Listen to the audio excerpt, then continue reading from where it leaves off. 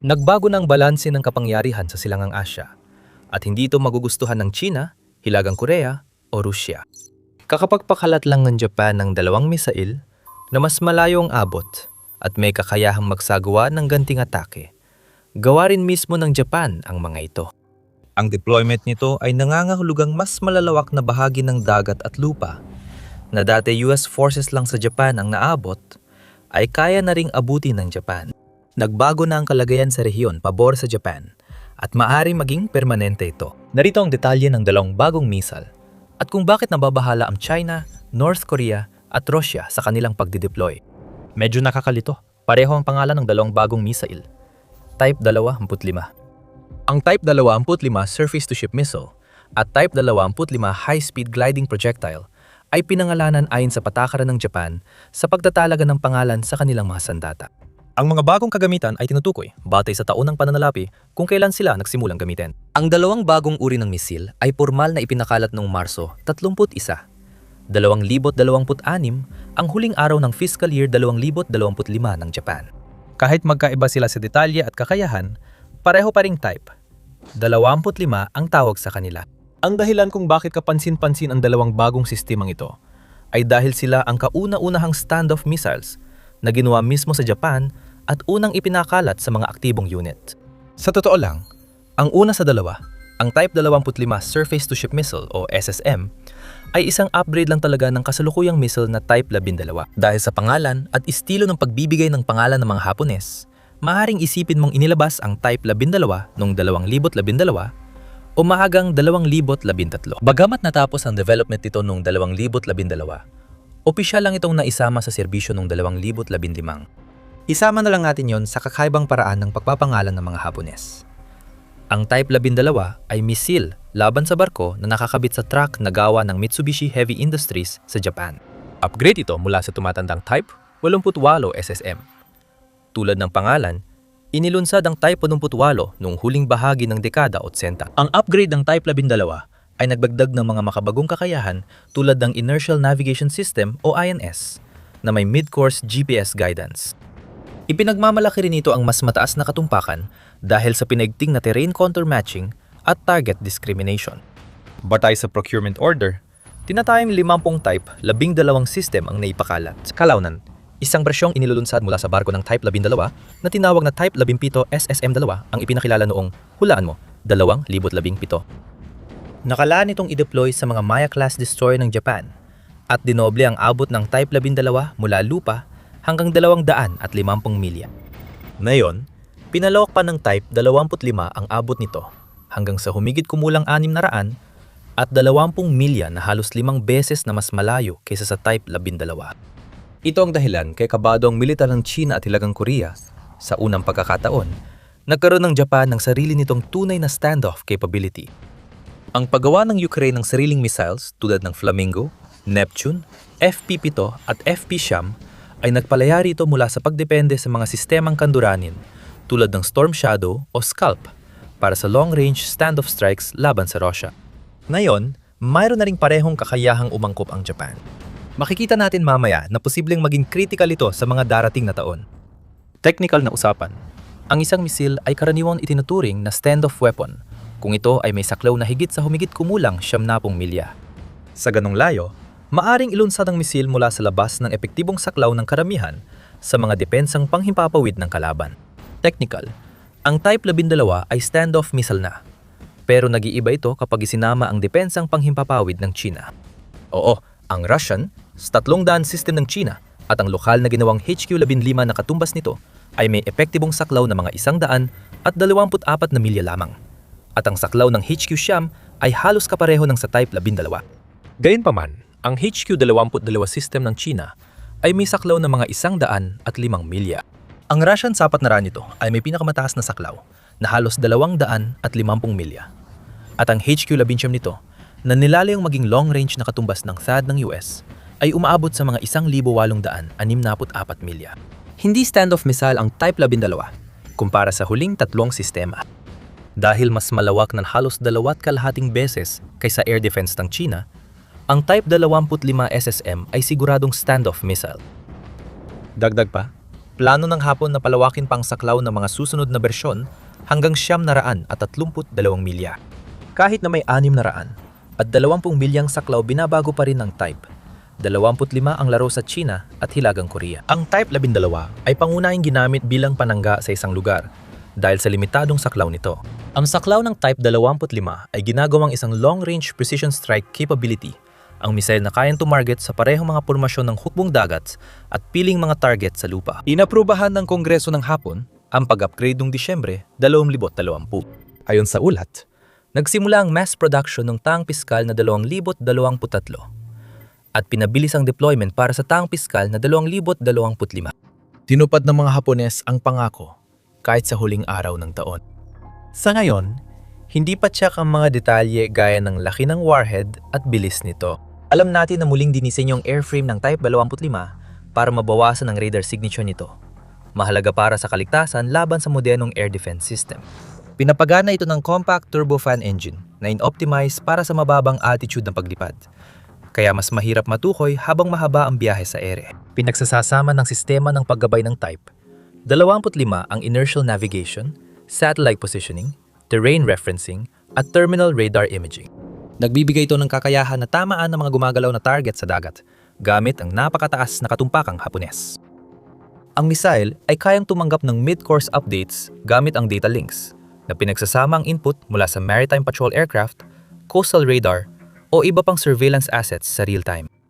Tinutugunan din ito ang isa pang mahalagang aspeto ng makabagong land-based missile, ang mobilidad.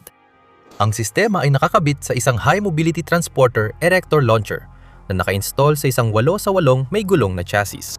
Ang bawat launcher ay may 6 na missile canisters at kaya magpalipad ng missile ng sunod-sunod bago lumipat ng pwesto. Pinakita ng digmaan sa Ukraine na mahalaga ang kakayahang umatake at agad umalis sa panahon ng pagmamanman at kamikaze drone.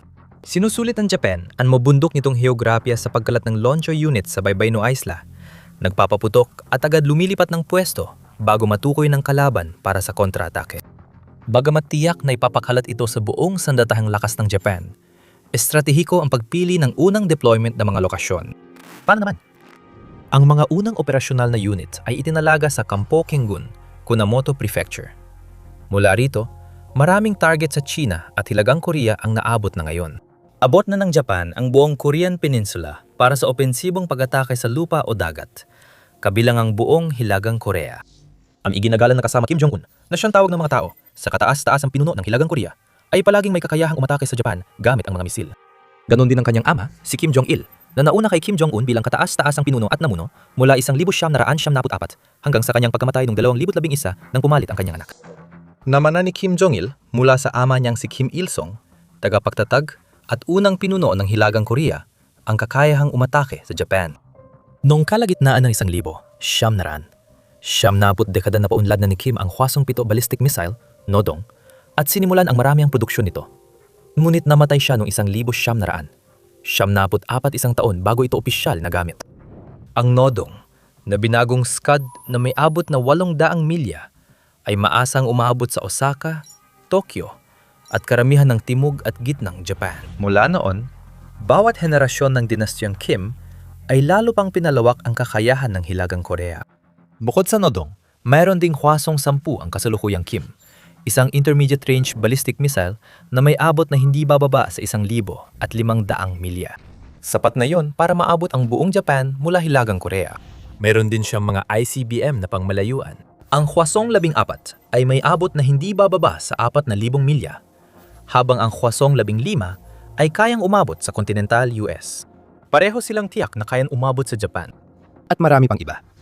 Sa loob ng mga dekada, kayang atakihin ng Hilagang Korea ang Japan mula sa malayong distansya at higit pa, habang ang Japan naman ay hindi kayang magbanta ng katumbas na panganib. Sarili lang ang kaya nitong ipagtanggol laban sa mga papasok na misil gamit ang mga antas-antas na depensang panghimpapawid tulad ng Patriot PAC-3 at Aegis SM-3. Ngayon, dahil sa mas malawak na abot ng Type 25 SSM, patas ng laban. Kapag tinamaan mo kami, kaya rin naming tumama sa'yo o baka mauna pa kami. Available na ang mga option sa Hapon na nagbibigay dito ng kalamangan laban sa China. Hindi naman eksaktong pareho, pero halos magkapareho na rin. Ang pinagkaiba ay dahil sa laki talaga ng China. kayang-kayang abutin ng Type 25 ang buong Hilagang Korea. Ang China ay may lawak na halos 6 na milyong milya kwadrado at may East China Sea sa pagitan nito at Japan. Sa 620 milyang abot maliit lang na parte ng teritoryo ng China ang naabot ng Type 25 SSM. Pero nakakabahala pa rin kay Xi ang mga lugar na naabot nito. Kapag inilagay sa malalawak na isla ng Japan, maraming importanteng target sa mainland ang maabot. Lalo na sa malayong silangan ng China. Kasama na ngayon sa abot ang Shanghai, mga pangunahing lungsod, daungan, at sentrong industrial gaya ng Hangzhou at Ningbo. Hindi lang ito malalaking sentro ng populasyon na tahanan ng mahahalagang kumpanya at industriya ng China na nagtutulak ng pandaigdigang kalakalan. Ang Type 25 ay naglalagay din ng mahahalagang pasilidad militar sa tutok nito.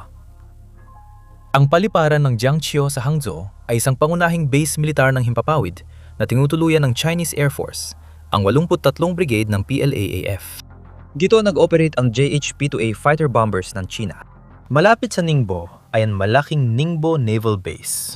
Ito ang punong himpilan ng East Sea Fleet ng PLA Navy at pangunahing command center para sa mga operasyong pandagat sa East China Sea. Kasama sa abot ng Type, 25 ang malapit na Fuzhou Air Base, malapit sa lungsod ng Fuzhou. Ang airbase na ito ay sentro ng pagtitipon ng puwersa sa tapat ng Taiwan at base ng mga sistemang missile para sa depensang panghimpapawid ng China. Marami pang mahahalagang pasilidad na ayaw ni Xi mapasama sa saklaw. Hanggang ngayon, tulad ng Hilagang Korea, may kalamangan ng China na tamaan ng Japan gamit ang standoff missiles na hindi ito nagagawa ng Japan. Ang DF-21D, kilala bilang carrier killer, ay nagsimulang gamitin noong unang bahagi ng dekadang 2010. Technical, anti-ship ballistic missile ito. Pero, kaya rin itong tamaan ang mga static na target sa lupa. Sakop ng hanggang 1,336 na milya, kaya nitong maabot ang Hapon at mga base ng US sa Okinawa. Ang ground-launched CJ-10 o DH-10 cruise missile ng China ay kayang magsagawa ng precision strikes hanggang 900 at 30 milya ang layo. At ang DF-26 intermediate range ballistic missile nito ay may saklaw na 2,485 milya sapat para abutin ang buong Hapon at ENSA. Gaya ng sa Hilagang Korea, ang mas malawak na abot ng Type 25 SSM ay napapaintulot na tamaan ng sensitibong bahagi ng China na tumutulong magbigay ng pantay na laban para sa Hapon. May ikatlong rehiyon din na binabago ng bagong missile ang sitwasyon, ang Rusya. Mula sa Poro sa Hilaga, kain lumipad ng Type 25 sa Rusya at tamaan ng Heilongjiang at Jilin sa China. Pamunahing pinakukunan ng pagkain at mahalagang daanan ng transportasyon ang rehiyong ito ng China. Mahalaga ang mga rail hub gaya ng Sui-Fenhe at Liaoji Corridor sa lupang transportasyon papuntang Hilagang Daungan ng China. Ang mga lugar sa hangganan ay naging masiglang sentro nitong mga nakaraang taon dahil sa umuunlad na kalakalan na resulta ng pagkakapilit sa Rusya na ilipat ang karamihan ng kanilang kalakalan sa China dahil sa mga parusang ipinataw ng kanluran. Malalawak at napakamahal na mga plano ang kasalukuyang isinasagawa upang higit pang palawakin ang infrastruktura ng lohistika, lalo na ang mga koneksyon papunta sa mga kalapit na daungan ng malayong silangan ng Rusya. Marami sa mahalagang bahaging ito ng lumalakas na alyansang Chino-Rusya ay ngayon ay nasa target ng Hapon, kung sakaling magkaroon ng aktuwan na labanan sa pagitan ng dalawang bansa. Marami sa mga pangunahing daungan ng Rusya sa malayong silangan ay sakop na ng Type 25, hindi na kailangan ng Hapon ng malalayong sandata para maabot at pasabugin ang Rusya. Sa pinakamalapit na bahagi, 26 o 27 milya lang ang pagitan ng dalawang bansa sa Laperus Strait, na naghihiwalay sa Hokkaido ng Hapon at Sakhalin ng Rusya. Ang Ukraine ay may mga simpleng FPV drone na kaya nang umatake sa mas malalayong distansya ngayon. Dahil sa mas malawak na abot ng Type 25, mas marami pang problematikong target sa Rusya, gaya ng mga daungan at pasilidad militar ang naabot na ngayon. Ang Russian Pacific Fleet sa Vladivostok ay abot na ng Japan. Ang Khabarovsk ay pangunahing sentrong administratibo at militar at punong tanggapan ng Eastern Military District ng Rusya. Madalas mahirap ang relasyon ng Japan at Rusya, lalo na ngayon dahil sa pro-Ukrainian na panig ng Japan. Matagal nang may standoff missile advantage ang Rusya laban sa Japan, tulad ng China at North Korea. Pero nawala na ito ngayon. Hindi man matamaan ng Japan ang malaking bahagi ng Rusya gamit ang Type 25, pero ang mga rehiyong maabot nito ay maaaring makasira sa depensa ng Rusya sa malayong silangan at makasagabal sa integrasyong pang-ekonomiya nito sa China. Malaking estratehikong pagkatalo ito para kay Putin.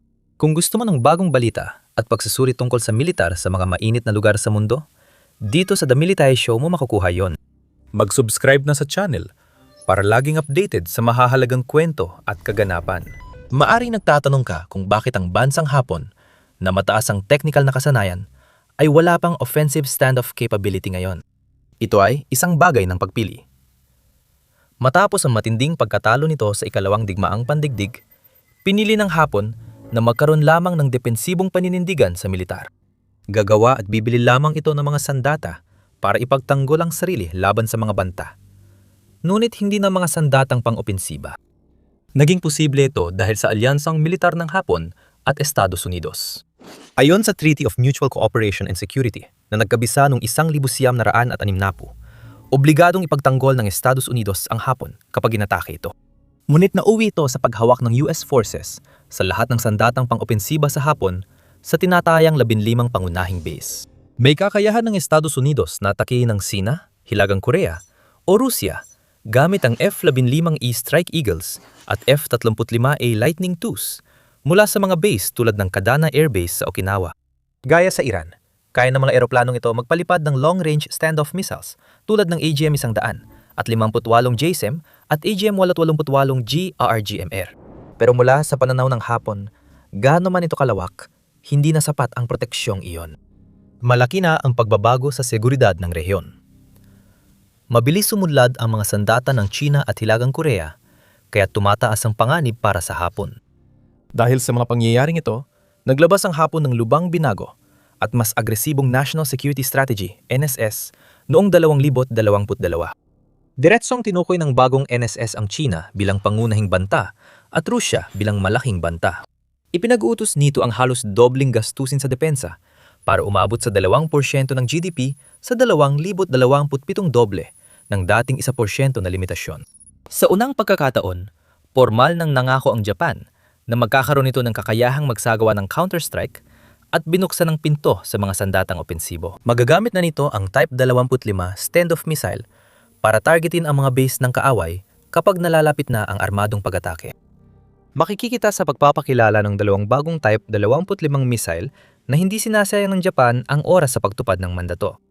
Ang ikalawang bagong ipinakilalang missile na tinawag ding Type 25 ay kabilang sa standoff missiles pero may ibang misyon.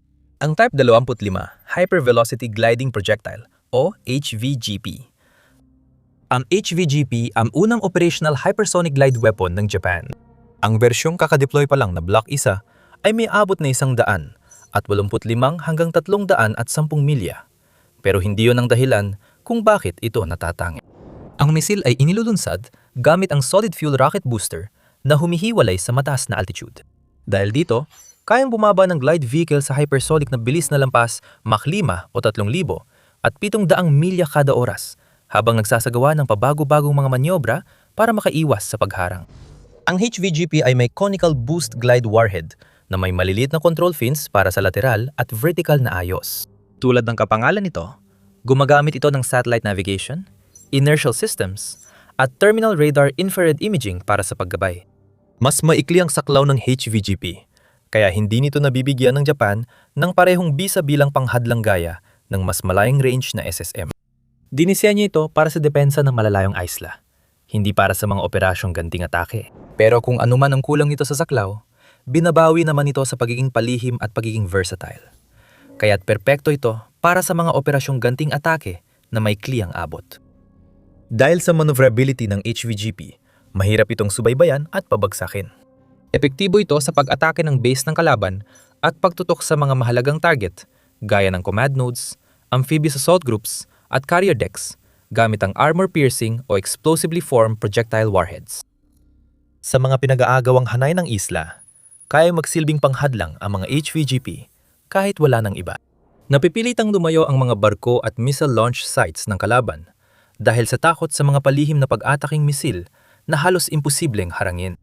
Kung sapat ang bilang, malaking tulong ang Type 25 SSMs at HVGPs sa pagpapalawak ng depensa ng Japan para maprotektahan ang East China Sea at rehiyong malapit sa Taiwan. Ang kasalukuyang Block 1 ay pangunahing ginagamit para sa pagsasanay at paghasa. Ang Block 2 na bersyon na nakatakdang ilabas sa dekada ng 2030 ay magkakaroon ng abot na 1,300 hanggang 1,800 milya. Dahil dito, mas malaking banta sila bilang kontratik kaysa sa Type 25 SSM sa abot at pagmanyobra. May plano rin ang Hapon para sa karagdagang bersyon ng Ship Air Launched para sa fiscal year 2027 upang makabuo ng isang layered at distributed na strike architecture. Pinaghalo ng architecture ng iyon ang lokal na dalawang bagong Type 25 at mga napatunayang sistema mula sa mga kaalyado ng Hapon gaya ng Estados Unidos. Plano ng Hapon na lagyan ng US-made Tomahawk missile ang lahat ng 8 nitong Aegis destroyer. Noong Marso, 2026 matagumpay na in-upgrade ang Congo-class destroyer JS Chokay para makapagpalipad ng Tomahawk. Unang beses na may barkong pandigma ng Hapon na kayang tamaan ng target na lampas 1,000 milya ang layo. Natapos ng JS Chokay ang crew training at pagbabago sa Naval Base San Diego ng mas maaga at may live fire tests sa Agosto. 2026 bago bumalik sa Sasebo Naval Air Base. May problema. Baka maghintay muna ang Japan bago maihatid ang Tomahawk nila. Umorder ang Japan ng 400 Tomahawk, 200 Block 4, 200 Block 5, sa kontratang nagkakahalaga ng $1.7 bilyong noong 2024. Sa 2027, planong makumpleto ang mga delivery. Sobrang ginamit ng US ang Tomahawk laban sa Iran, kaya naapektuhan ang limitado ng supply chain. Mabilis maubos ang stockpile ng US at hindi na agad napapalitan. Bago ang digmaan, meron itong humigit kumulang 3,000 hanggang 4,000 at 500 na block, 4 at 5 na mga variant na nakaimbak. Ayon sa ulat, nakagamit sila ng 400 sa loob ng unang 72 oras laban sa Iran at 800 at 50 sa unang buwan. Samantala, ang produksyon bawat taon ay nasa 60 hanggang 70 lang. Oo, bumuo ng mga bagong kasunduan ang kagawaran ng tanggulang pambansa ng US at Raytheon noong Pebrero 2026 para taasan sa 1,000 kada taon ang produksyon ng Tomahawk. Pero matagal pa itong mangyayari at uunahin pa rin ang pangangailangan ng sandatang lakas ng US. Para sa Hapon, lalo nitong pinatunayan ang halaga ng sariling pagdevelop ng makabagong sandata. Naranasan na natin ang katulad na sitwasyon sa patuloy na pagsisikap ng Ukraine na makakuha ng nauubos na paktatlong missiles para sa kanilang Patriot systems. Totoo, ang digmaan laban sa Iran ay lalo pang napapahirap sa mga reserba ng iba't ibang uri ng armas ng US na sentro ng depensa ng mga kaalyado nito. Makikita mo kung bakit ang mga lider militar at politikal mula sa iba't ibang panig ng mundo, mula EU hanggang Japan, ay nananawagan ng uri ng sariling kakayahan sa paggawa ng armas na napilitan ng paunlarin ng Ukraine. Ang bagong Type 25 missiles ng Hapon ay nagbigay na ng marami pang dapat pag-isipan sina Xi, Kim at Putin. Malaki ang naitulong ng mga ito para mapantay ang laban ng Japan. Ngunit sa huli, maaring ang lokal na produksyon ng dalawang sistema ang magbigay ng pinakamalaking benepisyo. Isa pang bansa na aktibong nagsusulong ng mas malaking pagsasarili sa militar sa loob ng matitibay na alyansa ay ang UK. Panurin ninyo ang video na ito tungkol sa kung paano muling bumabangon ang UK sa larangan ng militar. At maraming salamat, gaya ng dati, sa inyong panonood.